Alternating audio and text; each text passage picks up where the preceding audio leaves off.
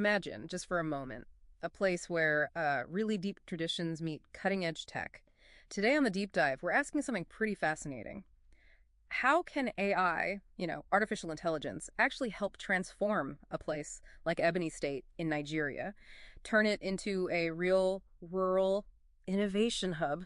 We're diving into sources all focused on ebony, they call it the salt of the nation, to see how AI could, well, unlock its potential. Yeah, it's a really compelling picture because Ebony is fundamentally it's rural. It's a major rice producer, famous for its salt, right? Yeah. Especially from those lakes in Ohazara and Okpozi. And you've also got these really vibrant small-scale industries, local food processing, crafts. It's a real heartland. Absolutely.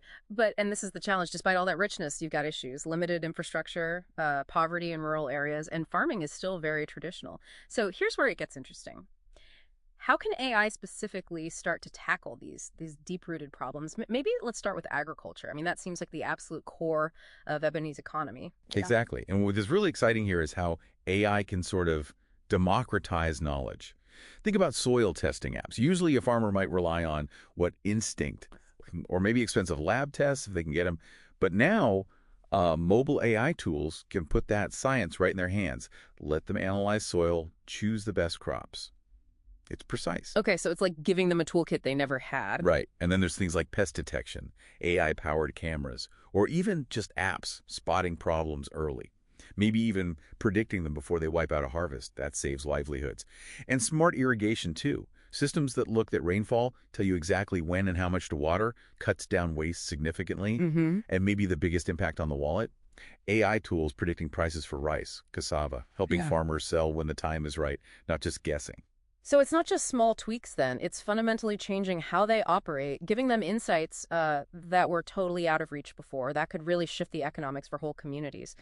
Okay, but what about beyond the farms? You mentioned those small industries. How does AI help them? Yeah, absolutely. For, say, a small vendor selling salt or processed food, AI isn't some abstract thing. It can act like a virtual consultant. It can suggest faster, cheaper ways to get products to market, optimizing transport routes. Or imagine tiny shops using simple AI apps for inventory, knowing exactly what they have, what's selling, helping them price things better, plan promotions. Right, like giving them the kind of business intelligence that usually only bigger companies have access to. Exactly. It levels the playing field a bit. It means these local businesses might compete not just locally, but maybe across Nigeria, connect them to wider markets. Okay, that makes sense.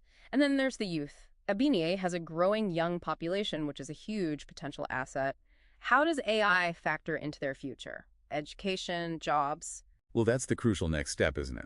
How do you equip that generation? The opportunities are pretty practical, actually. Young people could learn to design or even just maintain the AI farming apps we were talking about, become the local tech support, or freelancing skills, writing, editing, graphic design, using AI tools to help them connect with online work globally. Okay, so tapping into the digital economy. Precisely. Digital marketing skills, too, helping local farmers or craftspeople sell online, breaking down those geographical barriers, and even foundational stuff like basic coding, data entry. These are skills useful across so many industries that might develop. So what are the most practical skills then? The ones people could actually learn, maybe even with limited resources, like just a smartphone? Good question. It really starts quite simply. Just learning to use AI chatbots effectively for farming advice, for learning, for basic business questions. Then something called prompt engineering, basically learning how to ask the AI the right questions to get the best answers. It's like learning its language. Ah, okay. So it's about interacting well with the tool. Exactly. Digital marketing basics are key too, using those often AI-driven platforms to get products seen online. And yeah, maybe some practical coding for simple apps or managing data, stuff you can often start learning with just a phone and internet access. The idea is that Ebony's youth could become this digital bridge for their own communities.